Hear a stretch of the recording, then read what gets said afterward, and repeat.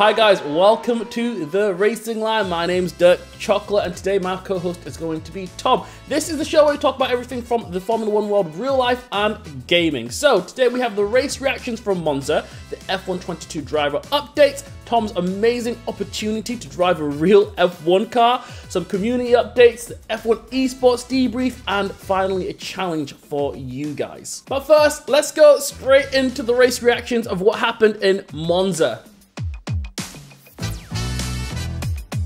Okay, so the race reactions from Monza, and a bit of an interesting race weekend with the safety car coming in at the end of the race, making it a little bit anticlimactic. But Max Verstappen's absolute comeback, man, like the guy is unstoppable at the moment. He's just absolutely driving like a world champion. I'm interested to see when he wins it because it looks like at the moment he is due to win it in Singapore. So yeah, the guy's being dominant. Tom, what did you think, mate?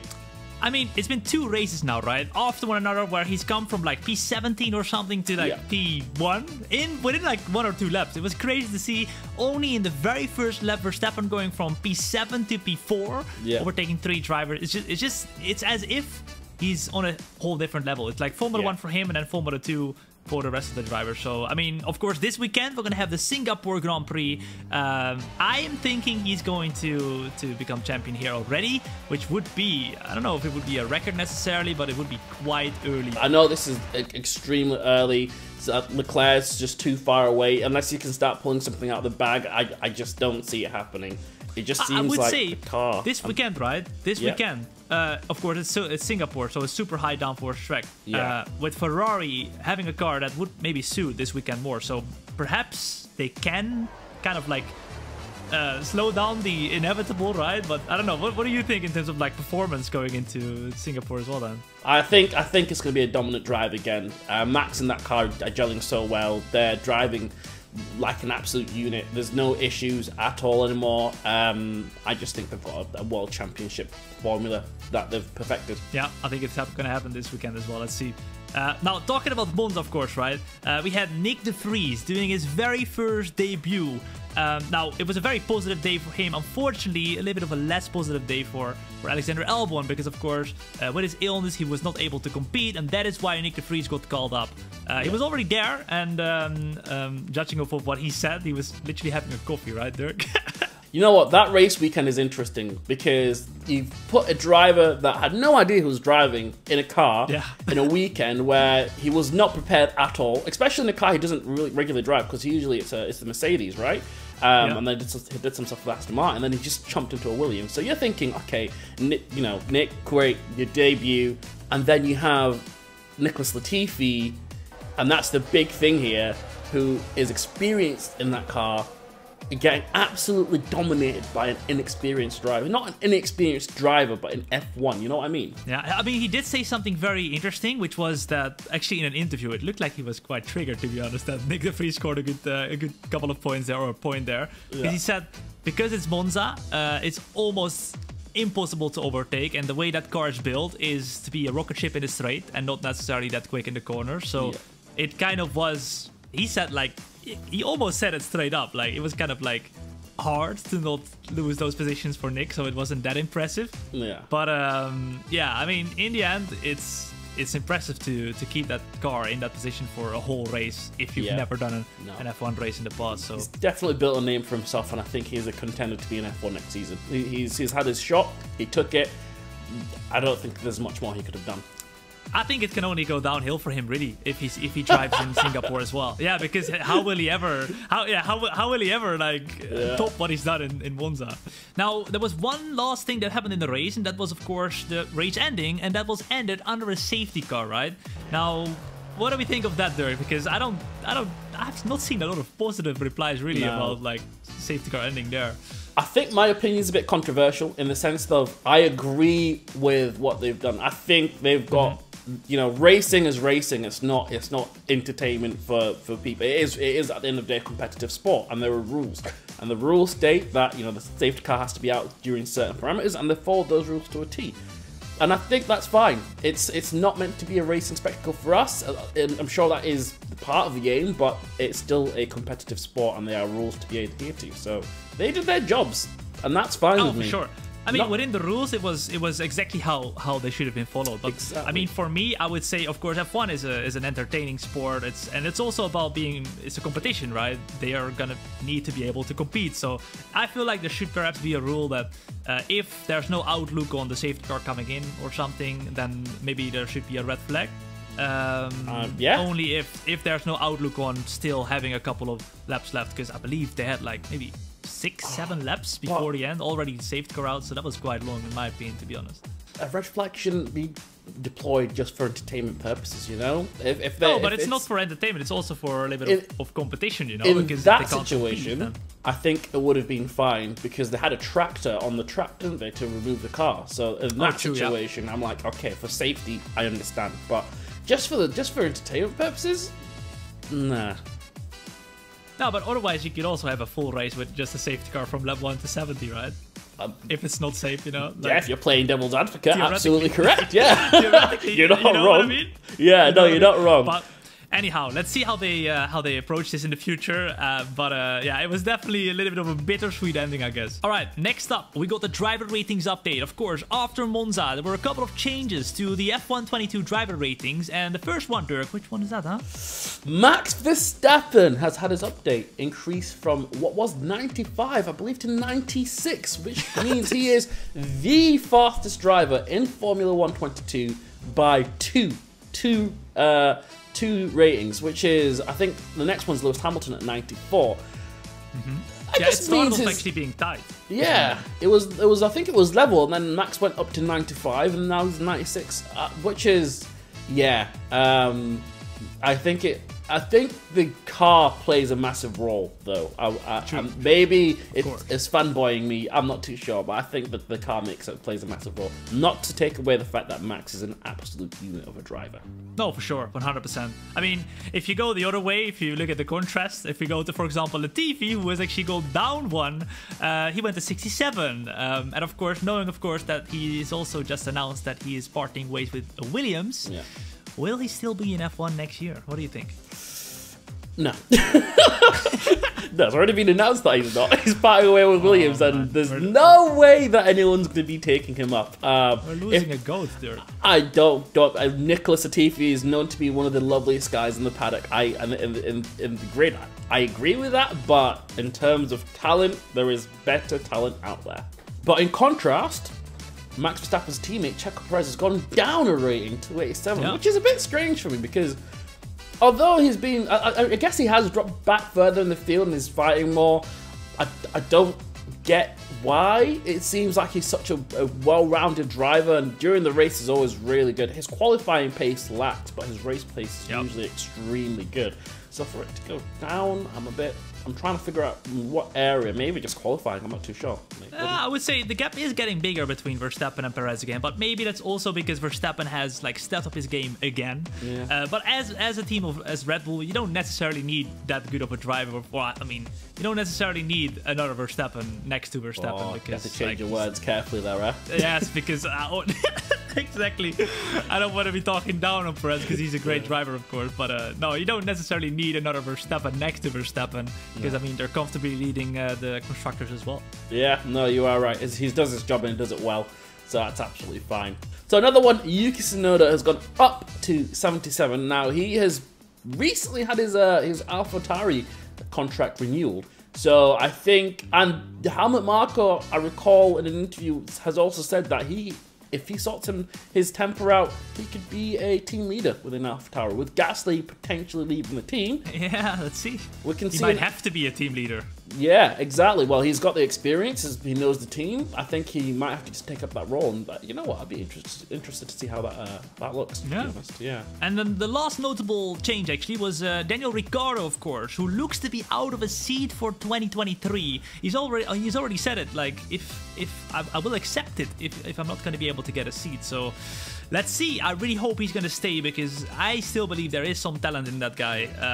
But I highly doubt it, to be honest, at this point. What do you think, Dirk? Is he going to be there? Haas have said that they're looking into him, and I'm pretty sure AlphaTauri would not say no to him. He left on good notes, well, ish, with Red Bull. Like, there's no bad blood really there. I know it's a bit awkward, but he's still a good driver at the end of the day. And, you know, it's him who has the knowledge and experience of giving feedback to develop a car and can get consistent points where he's happy against a rookie driver. And, you know, one's a gamble for the future, but one's pretty much a definite. So I like Ricciardo, so I'm pretty biased, actually, in my opinion. Fingers crossed he'll be there still. Or we would get another driver that is going to be extremely talented who have been waiting to get into Formula 1 from the junior categories, right? Yeah. Let's see. Let's see, man. Well, those were all the driver ratings updates as well. Let's head to something super special that I've done, and that is me driving a real Formula 1 car as part right here of the pit lane. So let's head to the pit lane. Here we go.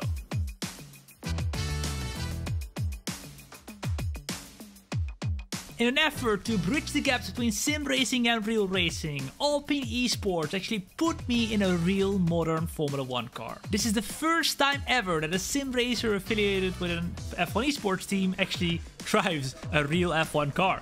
So you can imagine, I was actually quite nervous. Now, to prepare driving the 2012 Lotus E20 race-winning chassis of Kimi Räikkönen, actually, it was his car. I actually had several sessions in a Formula 4 car, and that was also quite impressive. The car was actually super playful, super fun, and it actually got me up to speed slowly but surely, and got me a little bit more confident before trying the big one. Now, before I was able to go into the Formula 1 car, I actually had to do a seat fit, because of course you have to do all the procedures and you have to go and they have to know that you're safe. So I did the seat fit. I just about fit, because you actually can't be taller than 185 centimeters. So to pass the safety procedure, I actually also had to go and apply at least 50 bar brake pressure.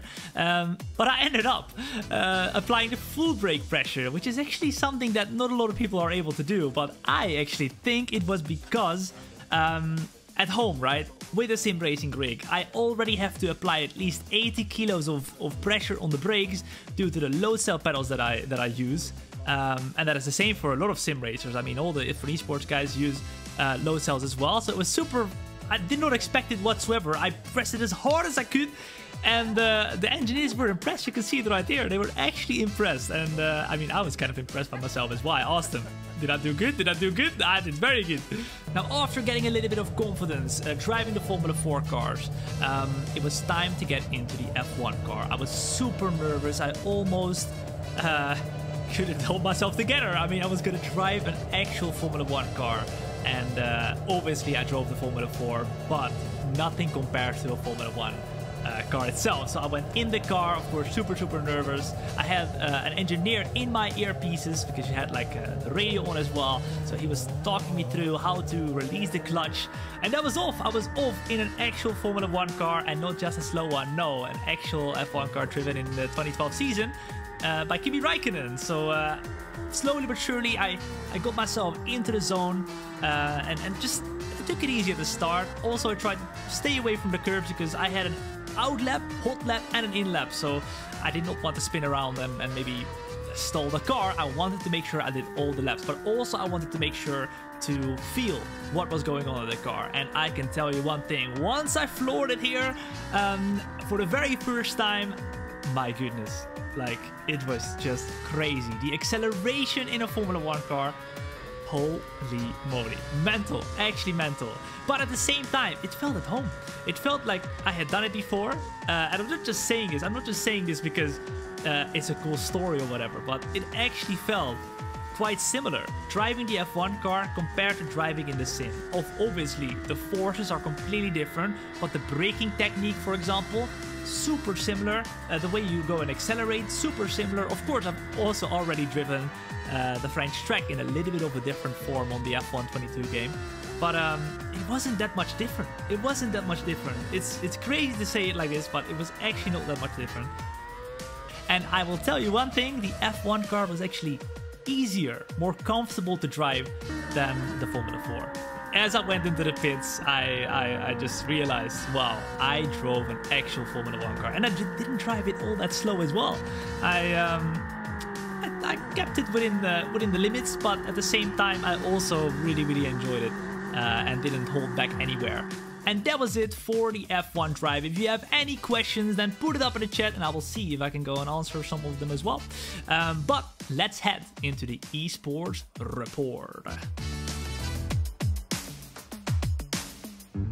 So, the esports report. We've had our very first F1 esports race now, and it was a really good one actually. A championship where the great have maybe been dethroned a little bit so far, as Lucas Blakely came out as the best driver in the standing so far, who is leading. We have Rasmussen super close as well, and we have Thomas Ronhard, the rookie, in the top 3 of the standings too. We've had 3 races already, with Bahrain, Imola and Silverstone being the races we've done, and the next event is coming up very soon as well. But talking about this event, Dirk, what an event it was, with a lot of surprises actually, right? Wow, I think 1 or maybe even 2 main surprises, maybe even 3 main surprises. Honestly, it's a bit of an interesting one because I think the standings and the grid's been shaken up a little bit, especially with the new drivers. You know, we've had Luke come in. My brain has left me for his Luke Smith. There we go. Yes. Alpine, Sebastian Job at AlphaTauri, and one guy that's really impressed and someone I know as well, Thomas Ronhard, just coming in and absolutely mixing things up in the top 5. You know, he's ahead of Otmir and Barry Borman at the moment, which is crazy. Yeah. You know, where's he been, man? Yeah, and Otmir, of course, currently being in P4, still having, actually now already getting a decent gap of about, what is it, like 37 points to the car of Lucas Blakely. So obviously there's still 3 events, so that's 9 races to go. But Otmir has to step up his game as well here if he wants to get his 3rd championship in F1 Esport. Yes, he does. And to go through the drivers and the constructors at the moment. You know, McLaren have had an absolutely great start, so they're leading the constructors, followed by Red Bull and Mercedes. Red Bull always being a team that's up there. You know, Marcel and Freddie Rasmussen always working well together. And in the Drivers' Championship, we have Lucas Blakely up in P1, Frederick Rasmussen in P2, and Thomas Ronhard ahead of Otmir in P3. You know, it's just, I find that stunning. But that's the first 3 races. We still have a whole season to go, you know.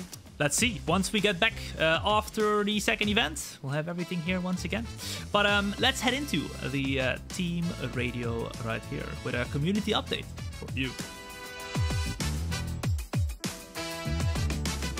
Hi guys, and welcome to the team radio segment of the pit lane. Now, this is where we've gone out and asked EA some of their questions, and they've given us feedback, and this one was a key one that has been asked, and I think everyone is wanting to know. So this is about the tyre allocation in F1 22. So they have come back and said that whilst the way that tyres are allocated throughout a race weekend in F1 2022 follows several sport regulations, we've tried to balance out tyre allocations throughout all sessions. Even though this may be seen as somewhat restrictive, it ensures that players aren't left without a specific set of important parts of the weekend. So this year in the sport, teams have taken more tactical approaches of swapping sets between sessions, including multiples of the same set being available for a race. Whilst this strategy isn't something we're able to implement for F1 22, we're looking to expand the way that tyres can be allocated throughout the race weekend for our future titles. And that is directly from the EA Answers website where they have posted that. So if you want to see the original post, you may go see it at answers.ea.com in the F1 22 section. But just thought we'd feed that back. So they do know about the tyre allocation situation, and they're trying to find a way to fix that in the future. But they're having to look at it in a different way than what they can do at the moment. But yeah, anyway, if you guys have more feedback or questions, that you want to ask us that we can feedback to you, let us know in the comments down below, or ask them at answers.ea.com, and I'm sure that they'll be able to get back to you promptly once they know the answers too. And finally, we've got the challenges for you guys, so let's head over into the challenge accepted. The Singapore Grand Prix is happening this weekend, so we are gonna challenge you to try and beat our hot lap around Singapore. We're gonna do it in the night, in the evening, of course, how Singapore is being driven as well, and in the Formula 1 car. So let's head into the challenge of this week. Alright, here we go then, on board with the best driver on the grid, once again. My face stopped recording when I was doing this hot lap, but basically as we go around the hot lap, I'm looking at the bridge down to 4th gear, and as we go around that curb, I go into 3rd. Back into 2nd gear here then, as we stay as close as possible, use all the track, actually go over the curb a little bit even on the right hand side. Into 5th gear, and then we're just trying to make sure we have the smoothest exit we possibly can do, and the nicest line to give us the maximum speed. We're up a little bit on our left hand right now, so you can brake super late into 4th gear, 5th gear, and this is the main overtaking opportunity. Open up that DRS and then suck closer to the cars in front and try and overtake them. On a very short straight actually, but we'll have to do with that around Singapore. As we go onto the throttle, use as much of the track possible once again into 2nd gear, the 3rd. Purple at the moment. Just for the 50, 4th gear. As we go into the right-hander, 3rd gear is what I like to use. 4th again on the exit. It's very, very close. As we almost hit the wall on the right-hand side, into 3rd gear on the throttle straight away, and then another overtaking opportunity, but this one is tough because you need to be super, super, super close to the car in front to be able to make that move. 3rd gear, as we go on the right-hander again, just trying to keep it as smooth as possible with a 4th short shift on the exit. Back to 3rd, into 4th, use the inside here, and then onto the throttle straight away. As we loop around to the right, 4th gear on the exit for traction. See that black box, back down to 3rd. Into 4th gear, into 5th. As ladies and gentlemen, this is going to be a lap of Singapore, and it will be a 138.0. 137.6 for me. Decent.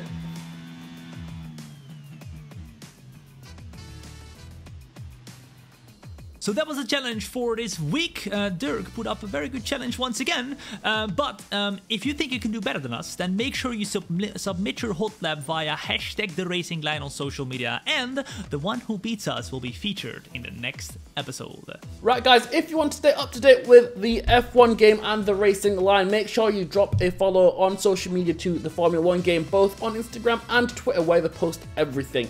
And make sure you subscribe to the channel as well. But I've been Dirk, and my co-host today has been Tom. Thank you guys for watching the Racing Line today, and we'll see you guys next time.